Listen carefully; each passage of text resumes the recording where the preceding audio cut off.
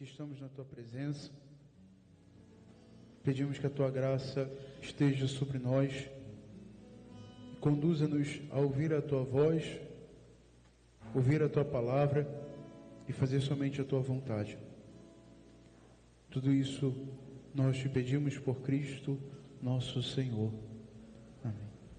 Queridos irmãos e irmãs, hoje nós celebramos São Pedro e São Paulo, os dois pilares da igreja, principalmente na igreja do Oriente, onde os dois morreram, foram martirizados em Roma, que era a capital do mundo, podemos dizer assim.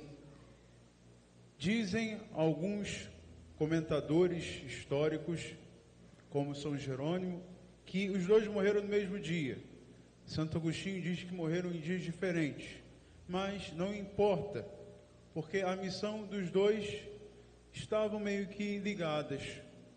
Os dois transmitiram a fé para a igreja, a fé que receberam de Cristo, e por isso nós o celebramos. Celebramos também São Pedro e São Paulo em dias diferentes. São Paulo com a sua conversão em janeiro e São Pedro, a Cátedra de Pedro, se não me engano, em fevereiro. Mas hoje nós celebramos o martírio dos dois, o testemunho dos dois que entregaram a vida por Jesus. E providencialmente nós temos o Evangelho de São Mateus, onde nós há algumas semanas já estamos meditando por causa desse ano, que é um ano que nós vamos ler todo o Evangelho de São Mateus aos domingos. E eu não sei se você lembra das outras semanas, das últimas semanas, onde Jesus, ele vinha chamando os seus discípulos, chamando para que a sua missão seja compartilhada, para que eles levassem a boa nova de Jesus para todos os povos, e não só a boa nova, mas fossem se configurando a Jesus. E essa missão também é nossa, né? A missão de se configurar a Cristo e levar o Cristo a todos os povos também é nossa, é nosso papel, é nossa parte. Aqui nessa parte do Evangelho, Jesus já tinha falado do Sermão da Montanha, aos seus ensinamentos. Jesus já tinha ensinado aos seus discípulos, Jesus já tinha chamado, Jesus já tinha feito muitos milagres. E aí ele para nessa região aí de Cesareia, que é uma região onde historicamente se cultuavam outros deuses, que não era o nosso Deus. Ali se tinha a presença no santuário de outro Deus, chamado Deus Pan, grego. E também, ao ser reconstruída a cidade, esse rei dedicou essa cidade, esse território, ao imperador romano. E aí nós vemos a confusão que existia ali. Cultuava-se os deuses e um culto ao imperador. Nesse cenário, Jesus para e pergunta para os seus: quem dizem por aí que eu sou? Aqui é a primeira coisa importante para a gente poder meditar nessa homilia de hoje. Para seguir Jesus, eu não sei se você lembra, mas eu falava que o Senhor não nos chama para fazer milagre, fazer espetáculo, mas Ele nos chama para ser mais parecido com Ele. Mas para ser mais parecido com Jesus e verdadeiramente amá-lo, é preciso conhecê-lo. E aqui essa pergunta de Jesus é fundamental. Quem dizem que eu sou? Quem diz por aí que eu sou? Queridos irmãos e irmãs, às vezes a gente pode olhar por aí afora muitas respostas de quem é Jesus, ou muitas tentativas de explicar Jesus, ou muitas coisas que vão aparecendo aí e vão falando que é Jesus, mas no fundo não é Jesus, né?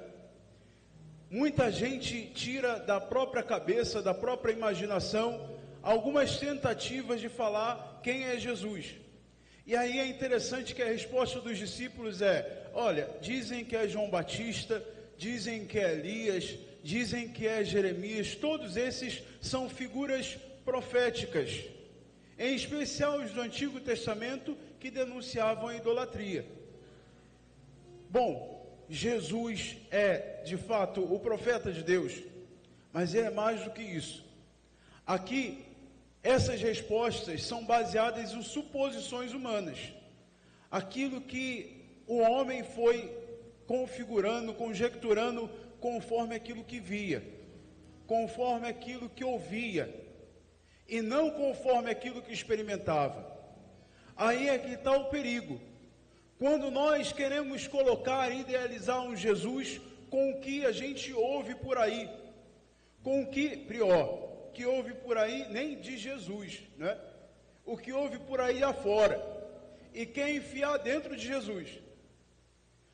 Amados irmãos e irmãs, cuidado com isso, porque nessa confusão toda, essa confusão pode chegar para dentro de nós, pode chegar no nosso coração.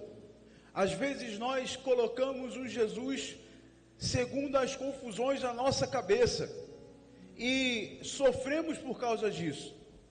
Sofremos porque às vezes a gente inventa um Jesus que não é verdade.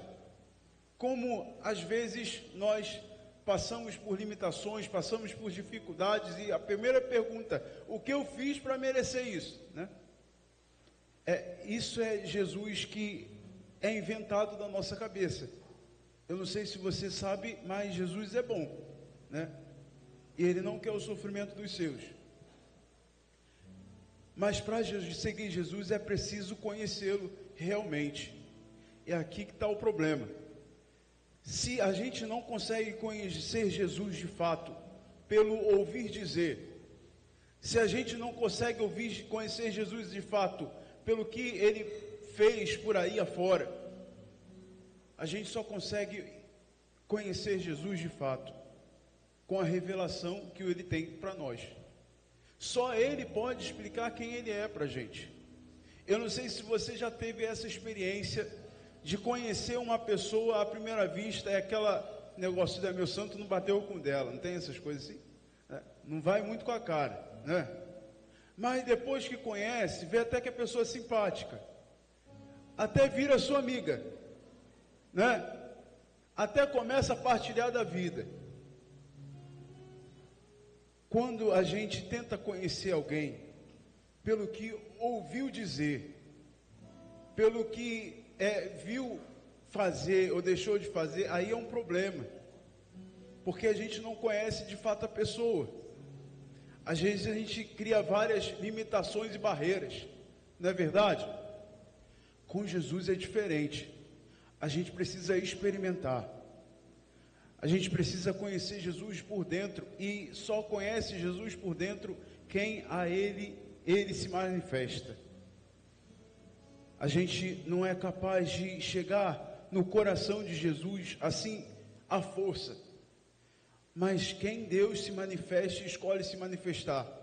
E aí Jesus fala para aquela belíssima resposta de Pedro, falou bem, porque não foi o ser humano que te revelou, não foi o que você ouviu dizer, aquela história do estão falando por aí, que a gente tira logo o nosso corpo fora, não foi isso, mas foi meu Pai do céu que te revelou. Para conhecer Jesus de verdade, a gente precisa ouvir do Pai do céu quem é Jesus, e para ouvir do Pai do céu quem é Jesus, a gente precisa ter intimidade com Deus, senão não vai rolar. É preciso ter intimidade com Ele, sentar com Ele e ouvir aquilo que Ele quer falar, aquilo que Ele deseja falar, sabe? Ter experiência com Deus é diferente de ouvir dizer. Conhecer a Ele é diferente de ouvir dizer. Porque quando a gente ouve dizer, a gente não vai saber qual é o próximo passo da pessoa. Mas quando a gente conhece de verdade, a gente pode conhecer bem a pessoa. Quando a gente é íntimo, quando a gente faz experiência, a gente pode conhecer a pessoa e saber aquilo que ela tem para mim e confiar naquilo que ela tem para mim. Saber que Jesus é bom e que jamais vai me deixar sozinho, jamais vai me desamparar. Eu acho interessante, eu sempre levo comigo essa história que aconteceu quando eu era ainda lá jovem, no meu grupo jovem, e aí alguém falou alguma coisa sobre Jesus. Se Jesus fizesse isso, isso, isso. E aí uma amiga minha falou assim, bem espontâneo, né? Mas Jesus não vai fazer isso, porque ele não é assim? Eu achei interessante essa resposta. Como conhece, né? Conhece porque tem intimidade. Porque senta do lado e ouve, escuta.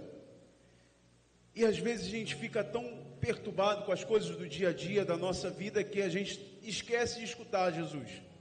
Esquece de sentar do lado dele e ouvir. Esquece de ter vida de oração. Muitas vezes tem aquele mal e porcamente Pai Nosso e Ave Maria para dormir, que você aprendeu quando era criança para espantar os fantasmas, não é assim?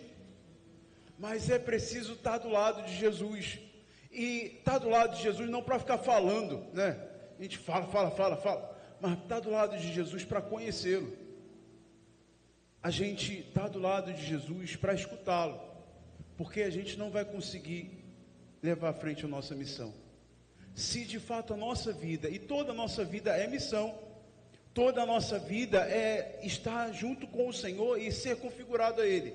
Então não tem como a gente viver a nossa vida só tendo Jesus em uma parte da minha vida. É preciso ter no todo. É preciso levar Jesus comigo no todo da minha vida. E perguntar para Ele o que eu devo fazer, o que eu não devo fazer sempre. Ah, padre, mas vai demorar muito se eu tiver que fazer isso todo dia, toda hora, né? Não, não vai demorar, porque você vai conhecê-lo e saber o que é Jesus e o que não é. Você vai saber como quem conhece o outro. Eu não sei se você já viu, mas na convivência com o outro, marido e mulher sabe bem o que é isso, né? Vê um copo em cima da mesa, foi fulano de tal que deixou, sabe? É o copo pela metade, do jeito que ele deixa, é esse jeito aí, né? A gente no seminário tem essa também graça, né? De ter, né? A gente está dentro do quarto, ouve um passo passando no corredor, sabe quem é, sabe o que está sentindo, não é verdade? É assim. E o que foi fazer? É assim. Porque a gente é íntimo, conhece, está perto. E é assim com Jesus. Não tem como ter essa relação com quem ouviu dizer, entende? É preciso sentar e escutar. É preciso gastar tempo com o Senhor. Gastar tempo com Jesus não é desperdício. Às vezes a gente pensa isso. Passa o dia todo no celular, mas não é jogar tempo fora. Agora, passar um tempinho de oração é jogar um tempão fora. Você podia estar fazendo muita coisa. Vamos prestar atenção. Escutar o Senhor e conhecer Ele por dentro. Escutar o Senhor e, de fato, conhecer quem Ele é, por quem o Pai revela. E aí você compara a sua vida, as suas atitudes com quem Ele de fato é. Não com aquilo que eu penso que é, aquilo que eu idealizo na minha cabeça. Com certeza o Senhor vai revelar muita coisa. E aí quando Ele começa a revelar, aí é que está um problema. Porque nessa parte do Evangelho, Jesus está tipo que virando uma chave. Jesus já fez todos os sinais, todos os milagres, agora Ele está subindo para Jerusalém para morrer. E mais à frente Ele vai falar, o Filho do Homem vai precisar ser entregue, vai precisar sofrer. E aí o Pedro vai falar, né, brilhantemente, não, Jesus, que não te aconteça isso. Nosso Pedro de hoje, que a gente está celebrando, esse mesmo. Não, que não te aconteça isso. O Jesus que a gente se revela para a gente, muitas vezes não vai agradar a gente. Muitas vezes não vai falar o que a gente quer ouvir.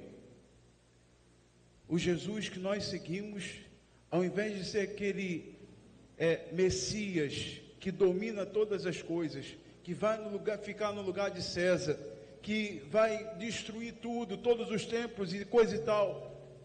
Não, não é esse Jesus que está se revelando ali, mas é o servo sofredor, aquele que vai subir na cruz e morrer por nós, aquele que não vai tirar o sofrimento do nosso caminho, mas que vai carregar a cruz com a gente. Esse é o Jesus que está no Evangelho. E às vezes não vai, cair muito bem esse Jesus, mas é a esse Jesus que a gente tem que se configurar. É a esse Jesus. Eu não sei se você percebeu, mas a primeira leitura de hoje fala de Pedro, e a segunda fala de Paulo. E as duas falam do sofrimento dos dois. Os dois que se configuram a Jesus por meio do sofrimento, por meio da entrega. E isso parece aqui que não é tanto um motivo de tristeza, mas de alegria, porque eles conhecem Jesus, sabem quem é Jesus, sabem que de fato quem é Jesus de verdade, e sabem que mesmo sendo servo sofredor, não querem outra vida a não ser segui-lo, porque sabe que ele tem muito mais para dar. Amados irmãos e irmãs, a nossa caminhada é essa caminhada, indo para o Calvário, sabe? Indo para a cruz, mas não significa que seja só isso, mas a gente está caminhando para a cruz, a gente está caminhando para o Calvário, junto com o Senhor, é do nosso lado, né? E Ele vai conhecendo a gente, vai conhecendo a nós, e nós conhecendo a Ele. Eu não sei se você já viu aquele filme A Paixão de Cristo, quando Jesus está carregando a cruz e entra, eu esqueci o nome do homem que ajuda Jesus a carregar a cruz, me lembra aí? Esse aí, Cirineu, né? Cirineu vai pegar a cruz e meio que desconfiado, começa a carregar a cruz e Jesus começa a ajeitar os passos, junto com o Cirineu, né? Começa a caminhar com ele e parece que é Cirineu que está mais perdido que Jesus, porque é Jesus quem vai ajeitando os passos de Cirineu, a ponto de que no final ele nem quer mais largar a cruz. Amados irmãos, esse amor é tão grande, que até nos nossos sofrimentos ele acerta o nosso passo, até na nossa cruz ele acerta nosso andar, a tal ponto que é tão bom estar com Ele, que a gente não quer largar mais. Diz Santo Agostinho, que não é a pedra que deriva de Pedro, mas é Pedro que deriva da pedra. Como cristão, não é Cristo que deriva de cristão, mas é cristão que deriva de Cristo. Ou seja, Pedro deriva da pedra, que é o próprio Cristo. A fé de Pedro vem de Cristo, vem do próprio Deus. É preciso se configurar a Ele, unir o nosso coração ao coração dele. Nós viemos aqui hoje, amados irmãos e irmãs, para lembrar disso, renovar o nosso olhar e a nossa esperança. A sua vida não se resume a essa cruz, mas a sua vida se resume a quem está do lado carregando a cruz com você, Jesus. Diz São Paulo, eu espero nele. Ele renova as nossas confianças, e o martírio que eu assumo hoje não é o fim, porque eu espero a vida eterna que Ele vai me dar. Renova essa confiança, querido irmão, querida irmã. Renova essa esperança. Pegando aqui a carta da segunda leitura, onde São Paulo ele vai dizer de maneira bem bonita: agora está reservado para mim a coroa da justiça, que o Senhor justo juiz me dará naquele dia, e não somente a mim, mas também a todos os que esperam com amor a sua manifestação gloriosa. O Senhor me libertará de todo mal e me salvará para o seu reino celeste. Renovemos a nossa esperança em Deus. Em nome de Jesus, irmão, tira essa cara de maracujá de gaveta daí. Coloca a poeira para baixo. Levanta o coração e os olhos para o Senhor, porque é Ele o nosso sustento, é Ele a nossa salvação, e a nossa vida não se resume a essa coisinha que a gente está passando, não. A nossa vida se resume nele, e a nossa esperança está nele, a nossa vida está nele, e nele nós esperamos confiantemente, como cantamos no Salmo de hoje: de todos os temores me livrou o Senhor Deus. de todos os temores, confia no Senhor, confia nele. E se te falta ainda confiança, vai para o lado dele, escuta dele, conhece ele de verdade e deixa ele transformar e trabalhar o seu coração. Mas em nome de Jesus, não se deixa esmagar pela cruz, mas levanta e deixa ser conduzido com ele. Ajeita o teu passo ao passo dele. Confiança, confiança. Ele jamais nos decepcionará, jamais, jamais, jamais. E como São Pedro e São Paulo, eu tenho fé que até o final nós daremos um testemunho de vitória com ele. Mas lembremos, né? São Pedro e São Paulo foram martirizados. São Pedro foi livrado da cadeia hoje, né? Mas ele foi crucificado de cabeça para baixo. A nossa vitória está em Cristo, irmãos, em Jesus, nele, e nele a gente pode caminhar, nele a gente pode confiar. Que nessa celebração eucarística seja renovado no seu coração a confiança em Deus, seja renovado no seu coração o amor a Deus, e que por essa Eucaristia você se une a tal ponto a Jesus, que você passe a conhecê-lo quem ele é mesmo, e ele se revele no seu coração, e mostre para você que a vida não se resume à cruz, mas depois da cruz tem a ressurreição. Mas o mais importante é que a gente passa tudo isso com ele, junto, caminhando, e ele é a nossa segurança, a nossa fortaleza, o nosso abrigo. Ele é o nosso Deus. Que o Senhor nos ajude hoje e sempre, e que a nossa alegria de fato seja o Senhor e nada mais, nada mais. Em nome do Pai, do Filho e do Espírito Santo.